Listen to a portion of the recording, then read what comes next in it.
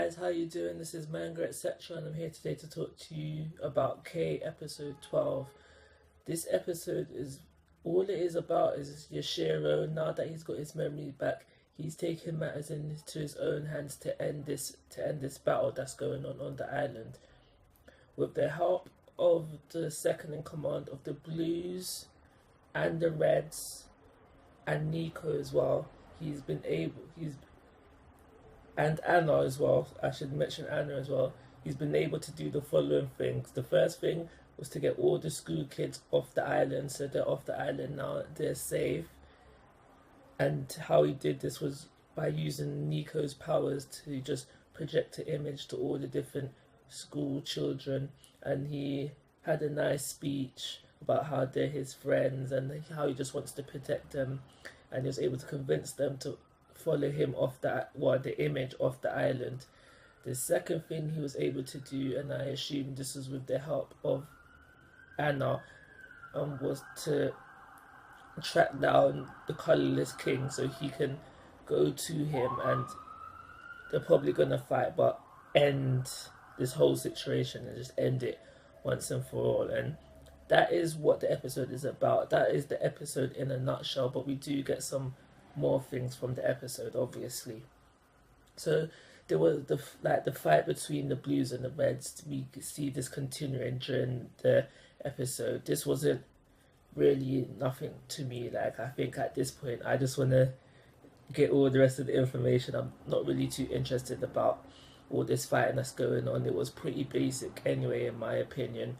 The only two things about all the fighting that happened in this episode I want to mention is that I really like the bit where I don't know his name, where you have the guy, the blonde guy. He's usually in the glasses. He's got the black and red jacket on, and then there's that little bit where he's running, and then the glasses come off for some reason. You can see the red glowing in his eyes, and then he does this kick, and that kick takes out some blues. That bit sweet me for some reason. I don't know why, but that bit sweet me.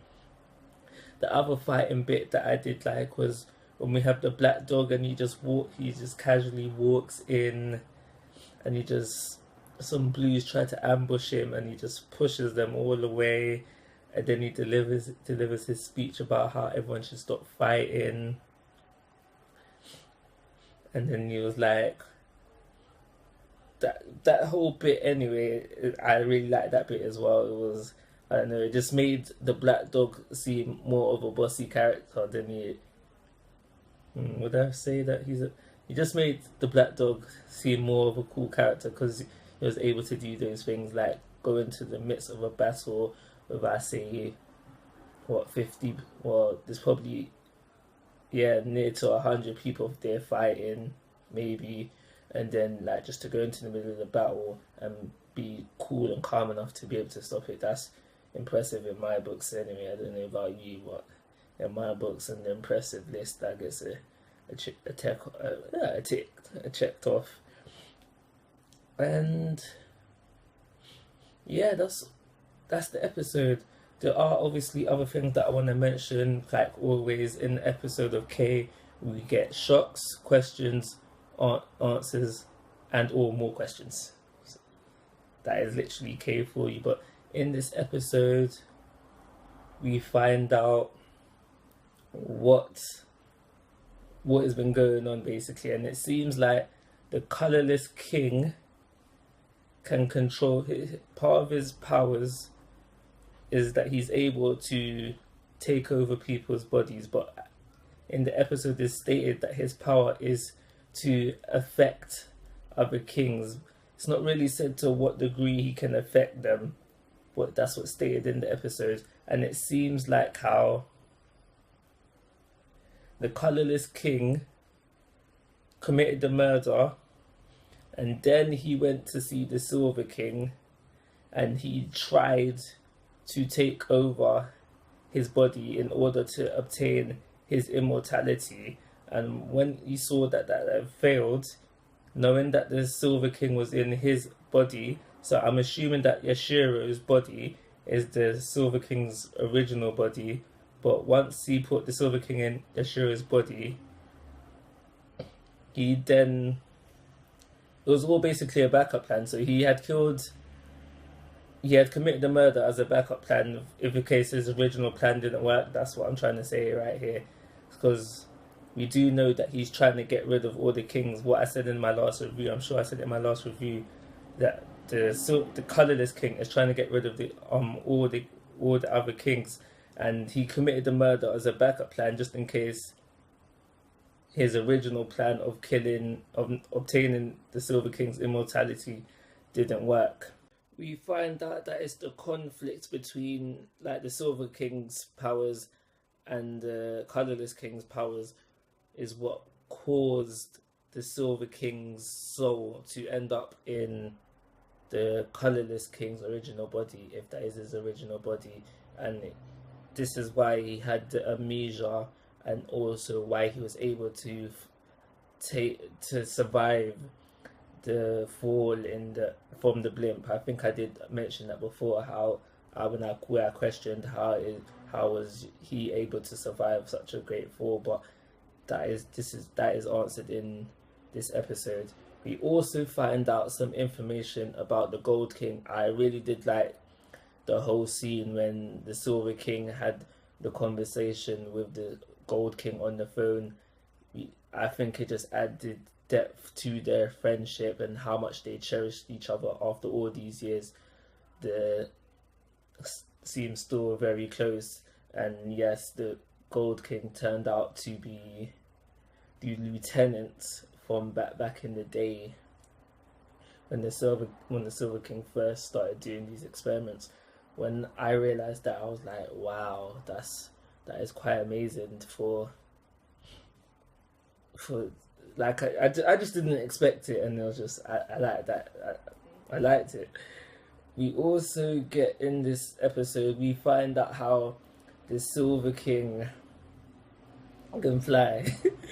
He can fly. We see it on the occasion where he makes the second in command of the Blues his temporary clansman, and he bestows the powers of the silver on her, and it enables her to fly. We also get